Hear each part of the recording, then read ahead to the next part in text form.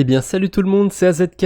Aujourd'hui je vais vous parler de bridge et plus précisément d'agrégateurs de bridge. Il n'y a pas longtemps sur la chaîne j'ai eu l'occasion de vous parler d'agrégateurs de DEX.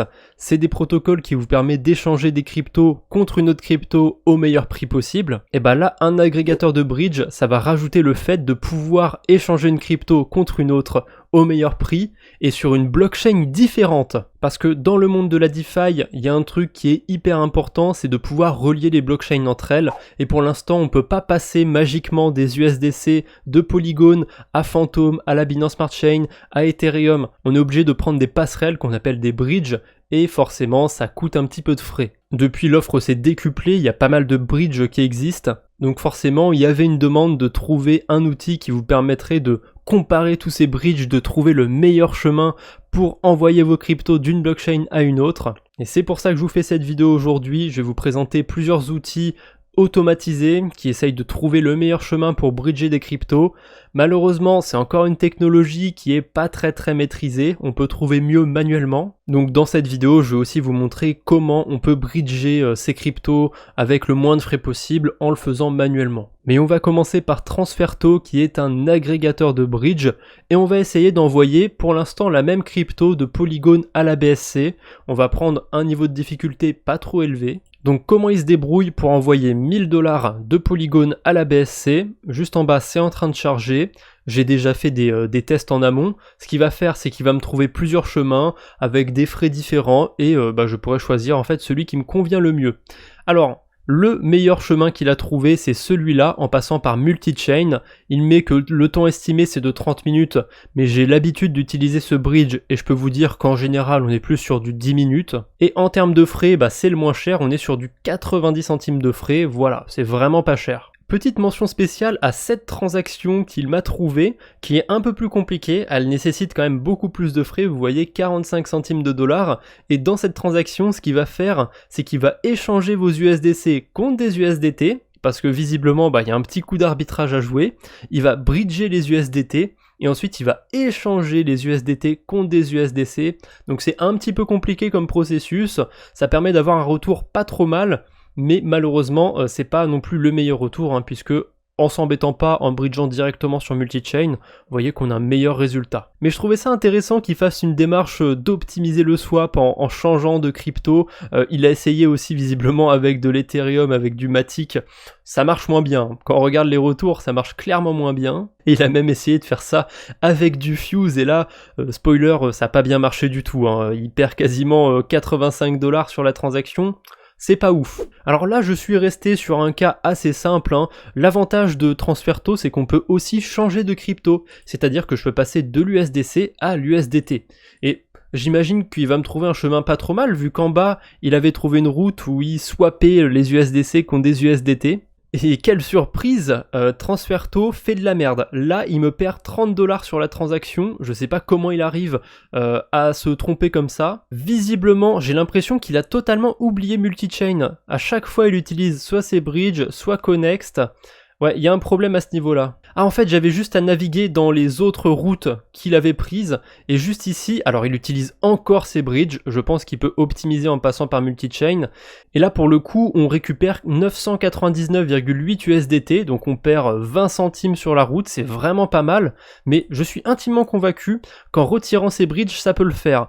Heureusement, dans les options avancées, on peut modifier les bridges et les DEX qu'il veut utiliser. Moi, je vais retirer ces bridges. On va voir ce qu'il va faire sans ces bridges. Ah, c'est peut-être pas plus optimal, visiblement. Il perd 70 centimes sur la route, ce qui est pas si mal, mais on n'est pas à 20 centimes comme on avait juste avant. Donc faut bidouiller un petit peu, mais vraiment vous pouvez vous débrouiller et trouver des choses pas très mal sur Transferto, tant que vous restez sur de grosses cryptos qui ont beaucoup de liquidité sur une blockchain. Si vous rentrez dans un altcoin hyper obscur avec 20$ de liquidité, là vous allez avoir du mal à le bridger évidemment, mais c'est possible, en soi je peux ajouter quasiment n'importe quelle crypto sur Polygon et il va me la bridger sans problème. Là par exemple j'ai du AAV, pourquoi pas. Est-ce que je peux envoyer 1000 AAV de Polygon à la BSC? Alors la réponse est oui, je peux le faire. Est-ce que c'est optimal? Là, je suis pas sûr. Avant ça, je me suis vite fait rendu sur CoinGecko pour voir combien ça valait 1000 AAV, et ça vaut autour de 104 000 $. Alors, Le prix du AAV c'est jamais le même sur Ethereum, sur Polygon, sur Binance, etc. Il a toujours un prix un petit peu différent. Mais globalement, je m'attends à retrouver au moins 100 000 $. Si j'ai vraiment en dessous, c'est que là le bridge n'est pas terrible. Ah, en effet, là il me trouve un résultat pas très satisfaisant, 97 000 $. Est-ce qu'il n'y a pas moyen d'optimiser ça ? Encore une fois, je vois qu'il passe pas par multi-chain alors qu'il transfère des stablecoins, et pour transférer des stablecoins, je sais pertinemment que sur de très grosses sommes, il n'y a pas mieux que multi-chain. Multi-chain, en fait, il a l'avantage d'avoir des frais totalement stables. C'est toujours 90 centimes. Mais visiblement, l'erreur n'a pas l'air de venir ici parce que même en utilisant multi-chain, il me trouve pas mieux que 97 800 $. Donc ça m'a l'air d'être une cause perdue. Pour vraiment aller dans l'extrême, là j'ai mis un exemple avec 10 millions d'USDC, et même sur une somme astronomique comme ça, on se tape que 90 centimes de frais. Donc multi-chain pour les baleines, pour les gros portefeuilles, c'est vraiment le bridge incontournable dans la DeFi. J'imagine que les baleines, les institutionnels, ils ont d'autres services en dehors de la finance décentralisée pour échanger des quantités astronomiques de crypto-monnaies. Mais pour les plus petits portefeuilles, ceux qui peuvent se permettre d'aller jusqu'à 10 000 $ déjà, voire 1000 $, c'est largement suffisant de passer par multi-chain. Même si, on le verra dans une deuxième partie dans cette vidéo, il y a moyen d'optimiser encore plus les frais sur 1000 $.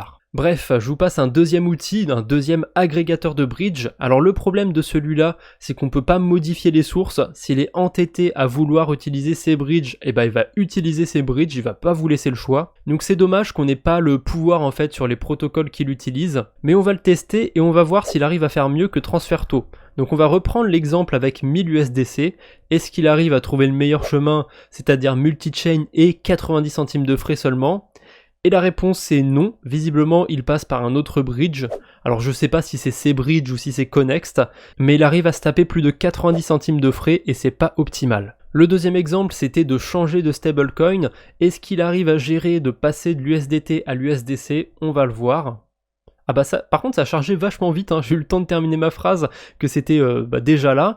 Il perd un peu plus de 2 $ dans la transaction, je trouve que c'est pas optimal, on peut faire un peu mieux. Après, ça arrive qu'il y ait des décalages de quelques dollars entre l'USDT et l'USDC. Peut-être que si je le refais à un autre moment, j'ai un ratio plus avantageux. Mais là, je suis convaincu qu'il perd de l'argent en utilisant un bridge un petit peu cher. Allez, on va passer au dernier exemple. Est-ce qu'il se débrouille bien pour bridger 1000 AAV ? Et la réponse c'est non, il se débrouille pas très bien. Il reçoit 94 000 USDC au retour. C'est pas ouf. Je suis convaincu que sur une plus petite somme, genre 10 AAV, il devrait trouver un bon résultat. Voilà, 1047 $, là on n'est pas trop mal, sincèrement c'est un résultat satisfaisant. Donc tous ces exemples pour vous dire que sur de très grosses sommes, je vous déconseille très fortement ce genre d'outils, mais sur des sommes qui peuvent aller jusqu'à 5000 voire peut-être 10 000 $, ça peut le faire, ces outils sont assez utiles. Néanmoins je vous invite à essayer de le faire manuellement, à voir si vous n'avez pas un meilleur retour en le faisant manuellement, et n'hésitez pas non plus à comparer ChainHop et TransferTo ensemble, trouvez vraiment le meilleur bridge dès que vous en avez besoin. C'est hyper important parce que plus vous pouvez vous permettre de limiter vos frais et mieux c'est. Chaque centime économisé comme ça sur des frais, c'est un centime en plus sur votre portefeuille. Pour ceux qui suivent la chaîne depuis un petit moment, j'avais fait il y a plusieurs mois une vidéo sur iSwap, un bridge qui permet de swapper en même temps qu'on bridge une crypto-monnaie. Ça fonctionnait plutôt bien au moment où je l'ai présenté. Maintenant, je trouve que c'est un petit peu dépassé, c'est vraiment pas optimal. Si je vais dans le bridge, si je veux envoyer d'assez grosses quantités de crypto d'une blockchain A à une blockchain B, en général, j'ai pas mal de frais. Par exemple, sur 10 000 $, je vais me taper quasiment 20 $ de frais, c'est pas optimal du tout. Encore une fois, on a notre maître étalon, multi-chain, c'est 90 centimes de frais. Donc iSwap, je le cale un petit peu en tant que mention spéciale, mais je vous le déconseille maintenant. Autre mention spéciale, c'est SWFT. Alors moi j'ai tendance à le prononcer Swift, je rajoute un i au milieu parce que je trouve ça plus simple. Et la force de ce bridge, c'est qu'il est déjà assez rapide, et en plus d'être rapide, il est compatible avec énormément de blockchains. Regardez tout ce qu'il y a, c'est quand même assez incroyable. Alors en termes de compatibilité, multi-chain est pas mal non plus, vous voyez que la liste est longue, on peut descendre assez longtemps. Le problème de multi-chain, c'est que toutes les blockchains ne sont pas compatibles entre elles.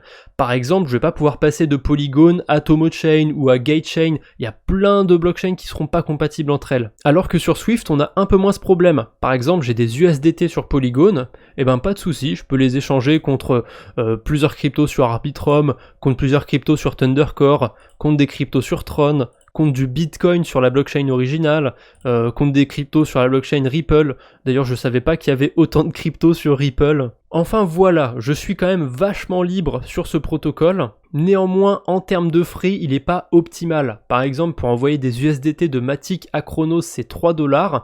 Alors je suis pas sûr que Chronos soit sur multi-chain, mais on va rester sur un exemple qui est sur multi-chain. On va passer à la BSC, et là vous voyez, on se tape encore une fois 3$ de frais, 2$, pardon. Donc c'est pas mieux que sur multi-chain. Voilà, Swift, je vais pas trop rentrer en détail, je vais pas prendre 15 000 exemples, je vous laisse découvrir un petit peu par vous-même, et évidemment, on peut échanger une crypto contre une autre, mais là il faut vraiment trouver des cas spécifiques où ça peut bien marcher, parce que dès qu'on essaye de faire des swaps et tout, c'est jamais optimal sur ce genre de protocole. Donc comment vous pouvez bridger manuellement vos cryptos? Alors déjà, si vous voulez bridger quelque chose qui n'est ni un stablecoin, ni du Bitcoin, ni de l'Ethereum, ça va être assez compliqué. Ce que je vous invite à faire, c'est soit de passer par une plateforme centralisée pour bridger vos Matic ou je ne sais quelle crypto. Par exemple Binance, vous pouvez souvent envoyer des cryptos sur Binance et les retirer sur plusieurs blockchains. Et l'autre méthode que vous avez, c'est de passer par des agrégateurs de DEX manuellement. Si vous voulez bridger 1000 Matic sur la blockchain BSC par exemple, ce que vous faites, c'est que vous échangez vos Matic contre des USDT sur OneInch. Donc là, si j'ai 1000 Matic, je reçois à peu près 602 USDT. Ensuite, vous essayez de trouver un bridge qui est pas trop cher en termes de frais, donc multi-chain est pas trop mal, mais juste après, je vais vous en montrer d'autres qui sont encore mieux pour des petites quantités. Donc sur 602$, bon, on perd à peu près 90 centimes, je vais arrondir, on reçoit 600$ sur la BSC. Et quand on est sur la BSC, eh bien on revient sur OneInch ou sur un autre protocole qu'on préfère, ça peut être Paraswap, ça peut être Matcha, il n'y a pas de souci, tant que vous restez vraiment sur un outil qui optimise les swaps. Et là je peux échanger mes 601 USDT contre des Matic. Alors forcément on en perd sur le chemin, vous voyez que je reçois que 995 Matic à peu près. Mais déjà il y a le fait que le Matic sur la BSC et le Matic sur Polygon c'est pas exactement le même, il a pas le même prix. Et en plus de ça, les transactions sont pas instantanées, donc ça peut être à votre avantage ou à votre désavantage de faire ce genre de transaction. Je m'explique. Si vous vendez vos Matic et que vous les rachetez après, si entre deux le prix du Matic a augmenté, forcément vous allez en racheter moins. Mais si le prix du Matic a baissé, vous allez peut-être potentiellement en racheter plus, et ça peut être intéressant. Donc ça peut être aussi une façon de bridger, c'est un petit peu risqué évidemment, je vous le cache pas, mais vous pouvez tenter de échanger vos cryptos contre des stablecoins, bridger les stablecoins, les rééchanger contre vos cryptos, et potentiellement faire de la plus-value comme ça. Alors je vais pas vous mentir, si c'était possible d'être riche en faisant ça, j'aurais sûrement essayé de creuser la question déjà, et je serais sûrement déjà riche. Si vous le faites 100 fois, si vous le faites 1000 fois, il y a bien une fois où ça va arriver. Allez, maintenant je pense que vous avez à peu près compris le principe pour bridger vos cryptos en utilisant le meilleur chemin possible. Maintenant, il faut que je vous montre tous les outils, tous les meilleurs bridges en fait que vous pouvez utiliser. Alors il n'y a pas très longtemps, dans le monde de la DeFi, il y a un projet qui a fait beaucoup parler de lui, c'est Stargate Finance. Pourquoi il a autant fait parler de lui? Parce qu'on pouvait déposer des stablecoins et farmer la crypto du projet, le STG je crois, et il y avait 20% d'intérêt. En bear market, on va pas se le cacher, 20% d'intérêt sur des stablecoins, c'est incroyable. Depuis, les intérêts, ils ont bien baissé, c'était vraiment pour attirer des gens sur le protocole. Les intérêts, maintenant, ils sont autour de 4-5%. Mais il y a toujours beaucoup de liquidités et il n'y a pas énormément de frais, en tout cas quand on reste sur des petites sommes. Là, j'ai pris un exemple avec 1000$. J'ai pas pris cette valeur pour rien, depuis le début de la vidéo, j'utilise 1000$.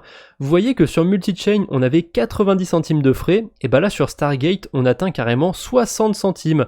Donc en restant sur des sommes assez faibles entre guillemets, Stargate est un meilleur bridge que Multichain. Et là, si je retire un 0, c'est encore mieux, parce que la virgule, elle se décale, vous voyez, il n'y a plus que 6 centimes de frais. Si je retire encore un 0, il y a 1 centime de frais, c'est incroyable. Le problème de Stargate, c'est que vous êtes très limité en termes de choix. Vous pouvez vraiment choisir que les stablecoins qui sont déposés sur Stargate. Donc pour la Binance Smart Chain, ça va être de l'USDT ou du BUSD. L'avantage par contre, c'est qu'on va pouvoir échanger de stablecoins tranquillement. Ça va se faire automatiquement. Forcément, on perd un peu plus quand on change de stablecoin, là je perds quasiment 3$, mais ça a l'avantage de se faire en une seule transaction, et si je pars depuis des USDC, on perd un peu moins. Donc il y a moyen d'optimiser, je pense, sur Stargate. Et de toute façon, c'est bien de connaître la plupart des gros bridges, donc il y a aussi Connext, mais ça on l'a cité plusieurs fois dans la vidéo. Il permet d'échanger majoritairement des stablecoins, du BTC et de l'Ethereum, sur toutes ces blockchains là quasiment. On a quand même pas mal de choix. Et on a aussi l'indémodable C-Bridge qui permet aussi majoritairement d'échanger de l'Ether et des stablecoins, mais il y a aussi pas mal de crypto. Alors c'est des cas assez spécifiques, hein. Là c'est vraiment que des cas entre Polygon et Optimism, je peux envoyer toutes ces cryptos. Si je choisis une autre blockchain de destination, par exemple Astar, là je sais que j'aurai un peu moins de choix, vous voyez, soit le Matic, soit l'USDC, soit le JPY Coin. Pour ce qui est d'envoyer de l'Ethereum, je vous conseille Hop Exchange. Il n'y a pas énormément de liquidité sur ce protocole, mais souvent pour envoyer des quantités d'Ethereum, alors pas trop faibles, mais pas trop élevées non plus, donc des quantités, on va dire du coup, sur des quantités de 0,1 ETH à 2,3 ETH, c'est assez souvent le meilleur bridge. En tout cas, d'après mon expérience, peut-être que vous avez des retours différents, mais moi j'ai souvent eu de très bons retours sur Hop Exchange pour envoyer de l'Ethereum. On peut aussi envoyer des stablecoins depuis Hop Exchange, mais c'est pas hyper optimal, et en plus on a un choix assez limité de blockchain. Vous voyez que c'est surtout des layer 2. Alors là j'ai pris un exemple carrément au pif avec l'USDT. Bon, évidemment c'est triste, hein, Hop Exchange prend 3 $ de frais, mais comme ça repose sur un système de pool de liquidité, et ben parfois on peut faire un petit peu d'arbitrage et recevoir plus à l'arrivée qu'à l'aller. Et dans tous les cas, on reçoit 999 $ et 27 centimes. C'est mieux que Multichain, mais quand même, c'est moins bien que Stargate. Allez, je sens que vous aimez découvrir de nouveaux outils, donc un petit dernier pour le fun. Lui, c'est limite une mention spéciale, hein, parce que c'est loin d'être le meilleur bridge. C'est Hyphen. Je l'utilise d'ailleurs en ce moment sur les 1 an de staking, la fameuse série où je vous montre mon portefeuille DeFi, comment je le fais évoluer et tout. N'hésitez pas à aller voir cette série de vidéos au passage. Et il est assez limité comme bridge, hein.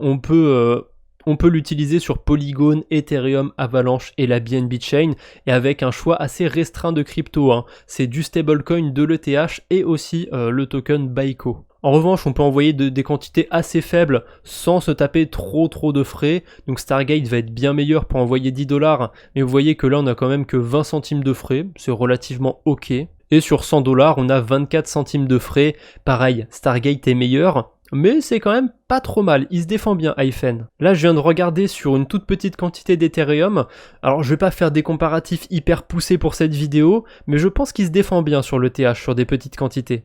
Dernière mention spéciale, c'est Allbridge pour ceux qui utilisent Solana. Alors je connais pas beaucoup l'écosystème Solana, j'utilise pas, je suis désolé, il y a sûrement de meilleurs bridges que Allbridge. Mais en tout cas, si vous voulez envoyer des cryptos sur Solana, je vous invite aussi à regarder si les taux sont intéressants sur Allbridge. Voilà, c'est tout pour aujourd'hui, on a fait le tour, j'espère que cette vidéo vous aura été utile, j'espère que je vous aurai fait découvrir des nouveaux outils, comment optimiser aussi vos frais sur les bridges, parce que c'est quelque chose de très important sur la DeFi en ce moment. C'est possible qu'un jour toutes les blockchains soient totalement interopérables et qu'on n'ait plus besoin de bridge, mais pour l'instant c'est un gros besoin dans la DeFi. Donc je pense que c'est vraiment important de suivre un petit peu ce domaine, de regarder comment ça va se développer, surtout au niveau des agrégateurs de bridge. Allez, je vous embête pas plus, on se retrouve bientôt j'espère, d'ici là portez-vous bien, salut tout le monde!